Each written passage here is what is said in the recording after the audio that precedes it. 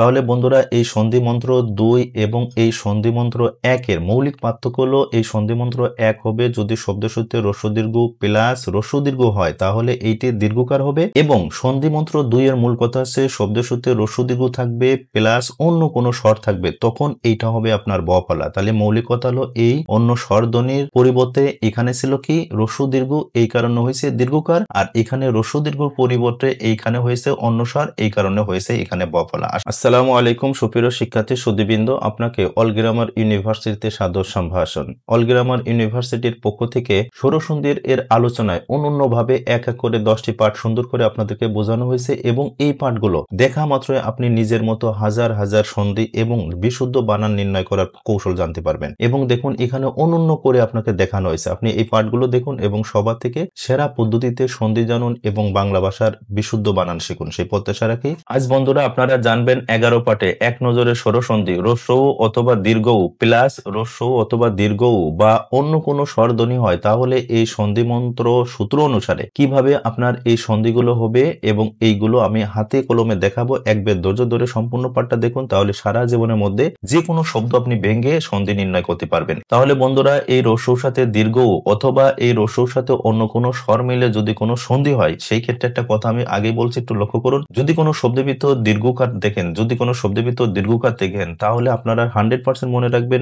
এবং যে কোনো শব্দের ভিতর যদি এরকম ব ফলা দেখেন, ব ফলা দেখেন, ব ফলা দেখেন, তাহলে এটা 100% আপনারা মনে রাখবেন এটা এই স্বরসন্ধির সন্ধি মন্ত্র সূত্রে আপনার এই স্বরসন্ধি হবে। এবং এই সূত্রটা হয়েছে কোন নিয়মে, এর শুরুতে অবশ্যই হ্রস্ব দীর্ঘ আছে এবং এরপরে হ্রস্ব দীর্ঘ আছে, অথবা এর শুরুতে হ্রস্ব দীর্ঘ আছে, অথবা এরপরে অন্য কোনো স্বরধ্বনি হয়ে এই সন্ধি হয়েছে। কিভাবে হয়েছে এটা সারা জীবন মনে রাখার এই বের কৌশলটা আয়ত্ত করুন। তাহলে বন্ধুরা এই সন্ধি মন্ত্র 1 এর মূল কথা হচ্ছে যদি হ্রস্ব দীর্ঘর সাথে যদি প্লাস হ্রস্ব দীর্ঘ হয়, তার মানে এই দুটা যদি এই সূত্র অনুসারে থাকে, প্রথমে যদি হ্রস্ব দীর্ঘ থাকে প্লাস যদি পরে হ্রস্ব দীর্ঘ থাকে, তাহলে 100% আপনার এই দীর্ঘকার হবে। আর এই যে সূত্র কথাটা বলা হয়েছে এটা সংজ্ঞায়িত আকারে এখানে দেওয়া হয়েছে। দেখুন হ্রস্বকার এরপর দীর্ঘকারের পর হ্রস্বকার কিংবা দীর্ঘকার থাকলে উভয় মিলে দীর্ঘকার হয়, দীর্ঘকার পূর্ববর্তী ব্যঞ্জন ধ্বনির সাথে যুক্ত হয়। এই কথাটা আপনি কিভাবে বুঝবেন, দেখুন উপরে সূত্রানুসারে দীর্ঘকার এর উদাহরণ নিচে লক্ষ্য করুন। এবার আমি সুন্দর করে বুঝাচ্ছি, এটা লক্ষ্য করবেন। দেখুন প্রথম কথা, যদি কোনো শব্দের ভিতর এই দীর্ঘকার থাকে তাহলে আমাদের মূল সূত্র হলো যে শব্দের শুরুতে অবশ্যই আপনার হ্রস্ব দীর্ঘ থাকবে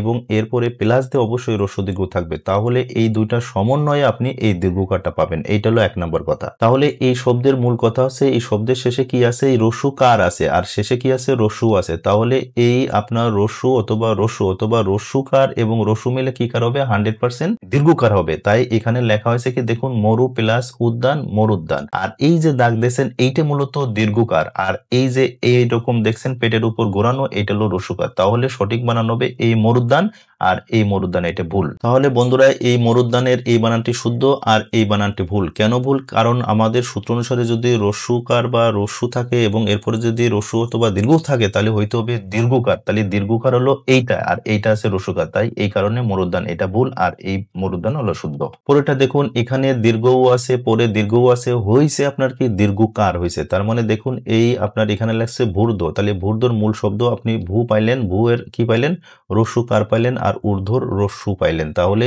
এই হ্রস্বকার এবং হ্রস্ব মিলে কি হবে, এই দীর্ঘকার হলো। তাহলে সন্ধি এইভাবে আপনারা শুদ্ধ করবেন। পরের উদাহরণ দেখুন এই একই কথা হ্রস্ব এরপরে যদি দীর্ঘ থাকে তাহলে 100% দীর্ঘকার হবে। এখানে উদাহরণ দেওয়া আছে বহু প্লাস ঊর্ধ্ব, তার মানে এই যে দীর্ঘকারটা হলো কি কারণে, কারণ এই বহু এখানে আছে কি হ্রস্বকার আছে আর এখানে দীর্ঘ আছে, এই হ্রস্বকার এবং দীর্ঘকার মিলে হয়ে গেল এই দীর্ঘকার বহুর্ধ। তদ্রূপ এখানেও আপনার এই দীর্ঘ ও এরপরে আবার দীর্ঘ হয়ে গেল কি দীর্ঘকার। তাহলে দেখুন এই যে বধূসবের এই দীর্ঘ কি এলো, আপনারা জানেন বধূ বানানে কি হয়, দীর্ঘ হয়, তার মানে দীর্ঘকার হয়। এরপরে আছে রসৌ, উৎসবে রসৌ, তার মানে এই দীর্ঘকার প্লাস মিলে হয়ে গেল বধূৎসব। তাহলে এই নিয়মে এই দীর্ঘকার হয়। এটা খুব সুন্দর করে প্রয়োজন হলে ভিডিওটা আরেকবার দেখুন এবং অনন্যভাবে শিখুন। তাহলে বন্ধুরা এই সন্ধি মন্ত্র 2 এবং এই সন্ধি মন্ত্র 1 এর মৌলিক পার্থক্য হলো এই সন্ধি মন্ত্র 1 হবে যদি শব্দ সূত্রে হ্রস্ব দীর্ঘ প্লাস হ্রস্ব দীর্ঘ হয় তাহলে এইটি দীর্ঘকার হবে, এবং সন্ধি মন্ত্র 2 এর মূল কথা হচ্ছে শব্দের সূত্রে হ্রস্ব দীর্ঘ থাকবে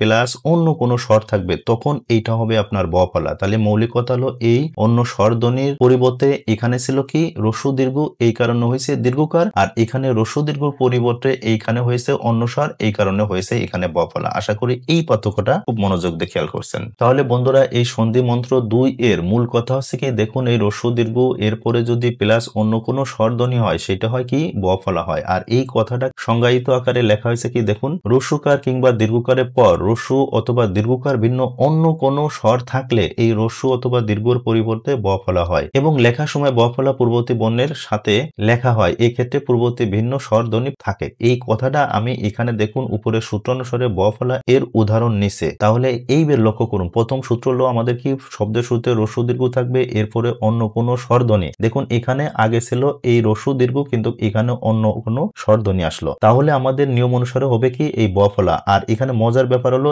এরপরে যে অন্য যে স্বরধ্বনি থাকবে সেই স্বরধ্বনি আপনার এই ব ফলার পরে আসবে, এই ব ফলার পরে আসবে। সবসময় মনে রাখবেন এই যে এখানে দেখুন হ্রস্ব দীর্ঘ আছে এরপরে অন্য কোনো স্বরধ্বনি আছে, তাহলে সূত্র অনুসারে আমরা কি পাইলাম ব ফলা, আর এরপরে যে স্বরধ্বনি থাকবে সেই স্বরধ্বনি আপনার পরে আসবে, সেই স্বরধ্বনি ব ফলার পরে আসবে। কিভাবে আসবে এবার দেখুন। তাহলে বন্ধুরা একটা উদাহরণ দিয়ে আপনি সবগুলো বুঝবেন, এই জন্য এই স্বাগত শব্দটার বিশ্লেষণটা খুব মনোযোগ দিয়ে লক্ষ্য করুন। প্রথম হলো ব ফলা যার সাথে যুক্ত থাকবে সেই বর্ণটা আপনি আলাদা লেখেন। তাহলে ব ফলা এখানে আছে কার সাথে দন্ত স সাথে ব ফলা আছে, তাহলে এখানে দন্ত স আলাদা লেখেন। আর এখানে যেহেতু ব ফলা আছে তাহলে ব ফলা মানে হলো এই শব্দের ভিতর অবশ্যই একটা হ্রস্ব অথবা দীর্ঘ থাকবে।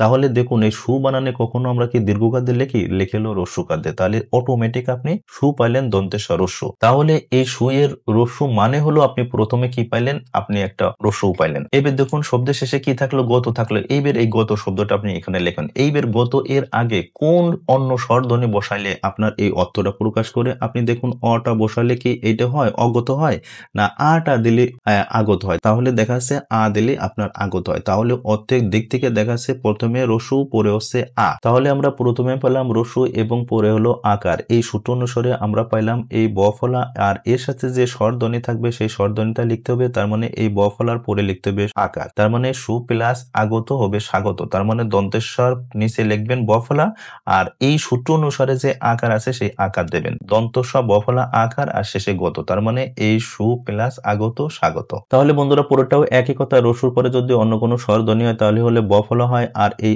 অ এ থাকে তাহলে আপনারা জানেন এই ব ফলার সাথে কি কখনো অ লেখা যায়, তার মানে এই স্বল্পর ব ফলা যুক্ত আছে, তাহলে প্রথমে দন্ত নেন এরপরে কি দেবেন রস্যুকার, কারণ টু বানান রস্যুকার হয় দীর্ঘকার হয়, তাহলে শেষে কি থাকলো এই লয় পয় সংযুক্ত। এখানে লয় পয় সংযুক্ত এর আগে কি থাকে আপনারা অটোমেটিক জানেন অ দিলে অর্থ হয় অল্প, তাহলে সু প্লাস অল্প স্বল্প। দেখুন কত সহজ। পরের এই শব্দটা বিশ্লেষণ করুন। প্রথম হলো এই যার সাথে ব ফলা যুক্ত হলো এই শব্দটা আপনি প্রথমে আগে নিন, তাহলে প্রথমে হলো অদন্তান্ন, আর এই ব ফলার জন্য শব্দের শেষে কি হবে রস্যুকার হবে, কারণ অনুবানান রস্যু হয় দীর্ঘকার হয় না, আর শেষে কি থাকলো এই ত থাকলো। আর এই যে রস্যিকার মানে হলো রস্যই, তাহলে দেখুন আপনি সূত্র অনুসারে এই অনুসারে কি পেলেন এই প্রথমে রস্যু পেলেন আর এখানে আছে রস্যই, তাহলে এই রস্যই পেলেন, তাহলে সূত্র অনুসারে রস্যু পেলে অন্য কোনো স্বর কি হয় ব ফলা হয়, আর শেষে যে অন্য কোনো স্বর থাকবে সেই স্বরটা লিখতে হবে, তার মানে এই ব ফলার আগে আপনার রস্যিকার লিখতে হবে। সুতরাং হয়ে গেল কি এই অনু প্লাস ইত অন্বিত। আশা করি এটা ইজি ভাবে বুঝছেন। এবার পরের শব্দটা দেখুন এই পরশুদম প্রথম ব ফলা যার সাথে যুক্ত আছে যে অংশটা এই অংশটা আপনি প্রথমে লেখুন, তাহলে দেখুন কি হলো প